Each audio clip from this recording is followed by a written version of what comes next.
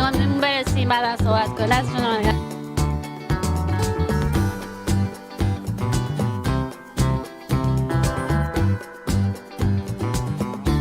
ازدواج سفید؟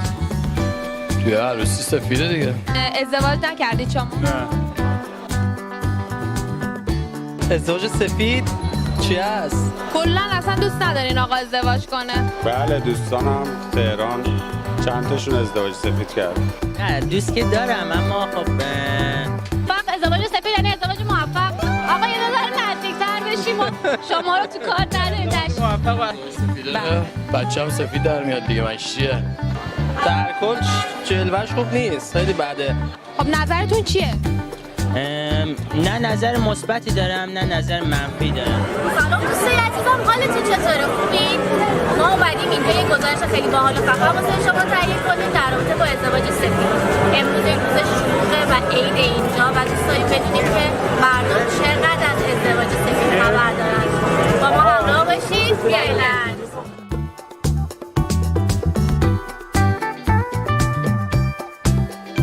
سلام. سلام. خوبین؟ قربان شما. در مورد ازدواج سفید چیزی شنیدی؟ نه. سلام. سلام علیکم. حال شما؟ شکریم. شما در مورد ازدواج سفید چیزی شنیدی؟ نه. اصلا؟ ازدواج سفید؟ توی عروسی سفیده دیگه. ازدواج صورتی؟ سکسیه. سلام. سلام. حالتون چطوره؟ متشکرم. روز شما زنده باد. شما از ازدواج سفید چیزی میدونی؟ نه خیلی. ازدواج سفید چی هست؟ شما یه نشنیدی؟ شما موفق. خب ازدواج موفق، ازدواج سفید یعنی ازدواج موفق. آقا یه ذره نزدیک‌تر بشیم و شما رو تو کار نداریم. موفق برای معنی بچه اسم ازدواج سفید از این لحظه به بعد تغییر میکنه به ازدواج موفق. آقا من خیلی چیزی در موردش نمیدونم. مطمئنی؟ والا اون واکنشی که شما داشتیم به نظرم تا الان 10 مورد فقط سابقه شما داشتیم. سفید یه چیزیه که یه دختر و پسر با هم یه مدت میگذرونن، زندگی میکنن، بعد اگه به تفاهم رسیدن ازدواج میکنن. شما تا حالا از ازدواج سفید چیزی شنیدی؟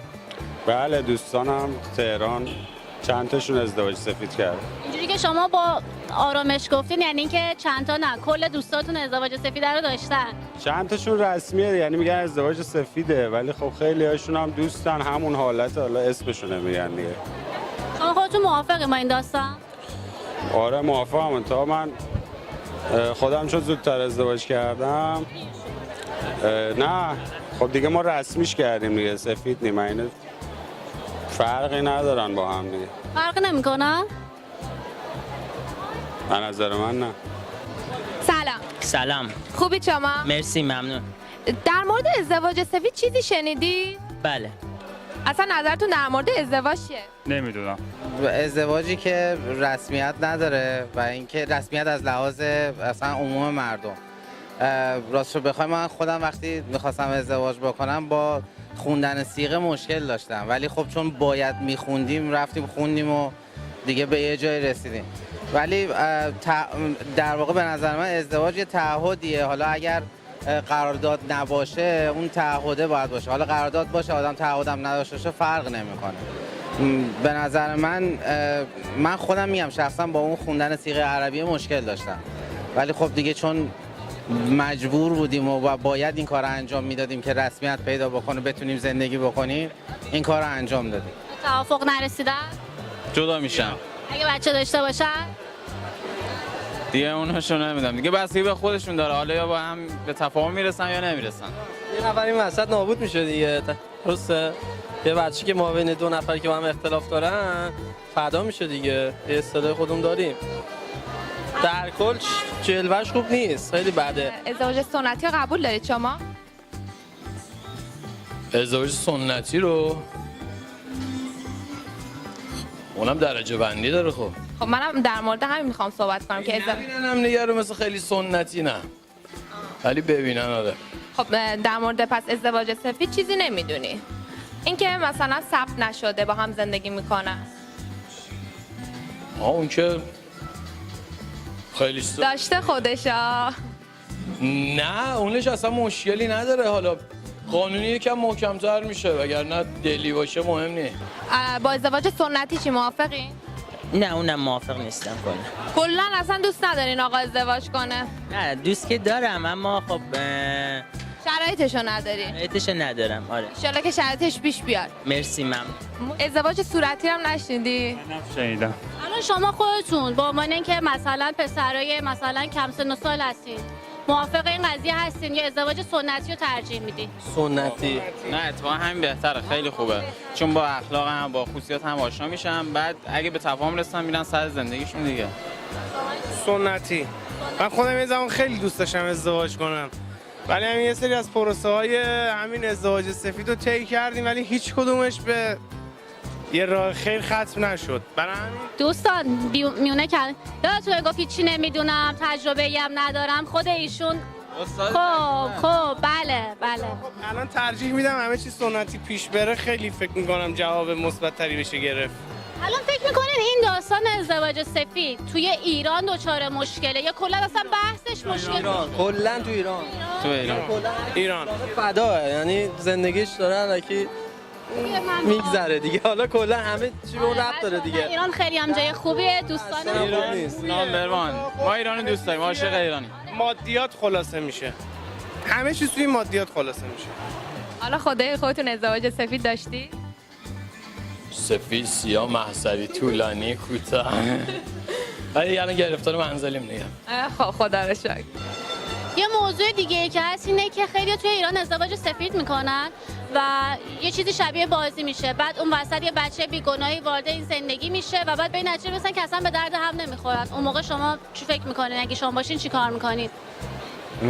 من وقتی تعهد داده باشم، بچه هم داشته باشم، حالا چون الان خصوص خودم بچه دارم، هیچ وقت زیر تعهدم نمیزنم.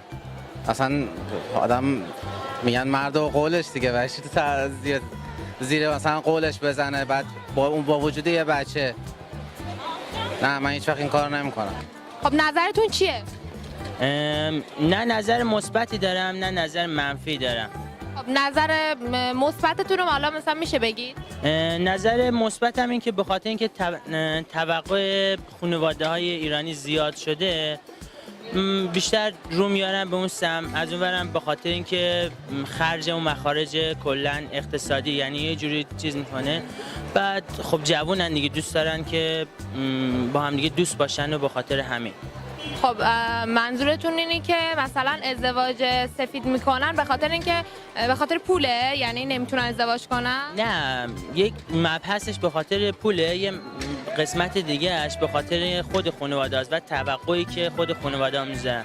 مثلا بحث مهریه است، مثلا میگن خانواده‌ای که مثلا میگه آقا ما مثلا 120 تا 140 تا 300 تا سکه، مثلا خب هیچ خانواده‌ای چون اندر مطالبه است خودتون میدونید زیر این قضیه نمیرن. بعد و توقع کمتری هم دارن، مثلا بخوان که توقعشون از زندگی رو بیارن پایین‌تر، سعی میکنن این کار رو انجام بدن. حالا خودتون تا به حال ازدواج سفید داشتی؟ نه من نداشتم. ازدواج نکردید شما؟ نه. همین آقا رو که میبینید خودش 10 بار ازدواج سفید کرده. دروغ میگه. حالا تجربه ازدواج سفید رو داشتید شما؟ شما نه من یه بار. من نداشتم. حاضرم نیستین یه بار تجربه کنی؟ بستگی طرف هم داره. نمیدونم اگه آدم کسی متقاعدم بخواد، خب میخوادش دیگه، به هیچ عنوان از دستش نمیده. بعد نه بخوای یه تست بگیری، مثلا چه یه چیزی الکی امتحان کنی که ببینی آقا چجوری طرفت میتونی باش کنار بیای، نه جلوش نیست. به نظر من خوبه آدم موقعیتش پیش بیاد این کارو میکنی؟ 100%. شما هم که من تاییدش نمیکنم، به قول خودمون دودمان آدمو به باد میده.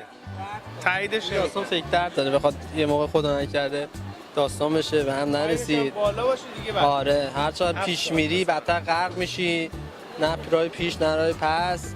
الان شما خودتون ازدواج سفید رو ترجیح میدین توی ایران یا اینکه نه توی ایران فکر میکنین که ازدواج سنتی از همه چی بهتره؟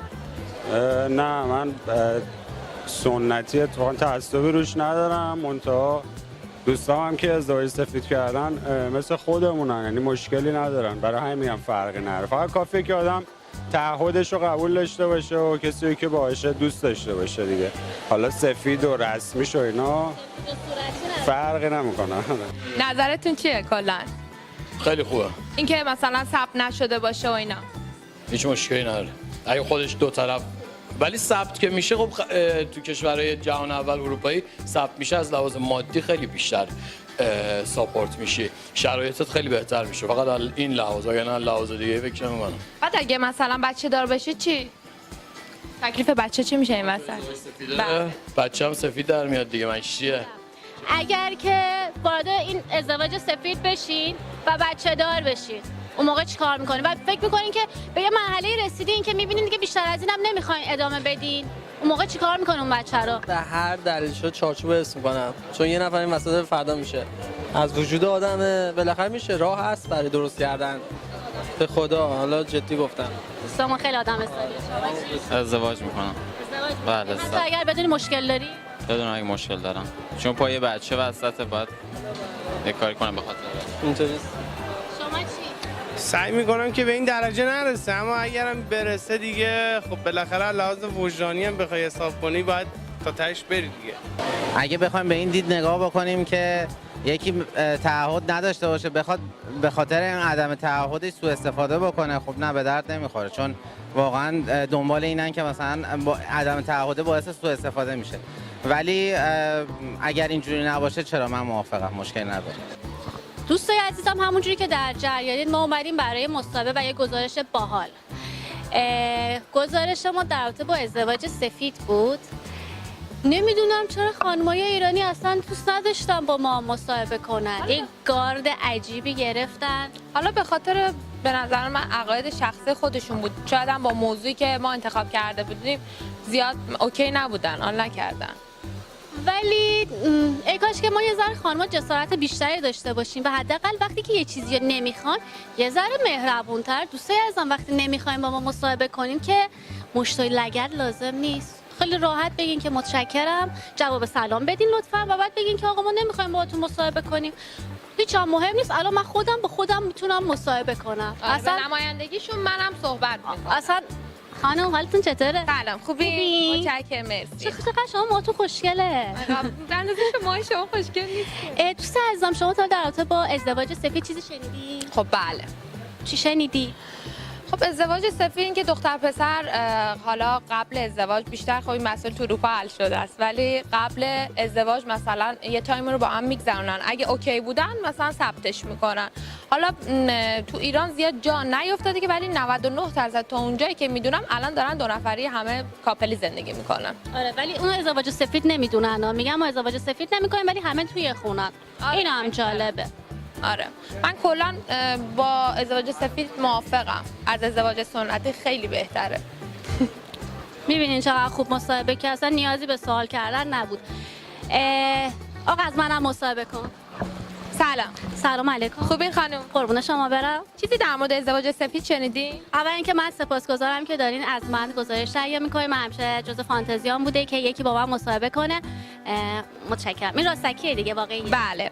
خب نظرتون رو نمیگید در مورد ازدواج سفید؟ ازدواج سفید، من کلا ازدواج رو دوست دارم، سفید باشه، مشکی باشه، رنگین کمونی باشه. من خودم ترجیح هر رنگ این قرمز و زرد بیشتر دوست دارم، ولی نه جدی، من ازدواج سفید ازدواج دیگه تعهده، اگر تعهد بدن با هم دیگه چرا که نه.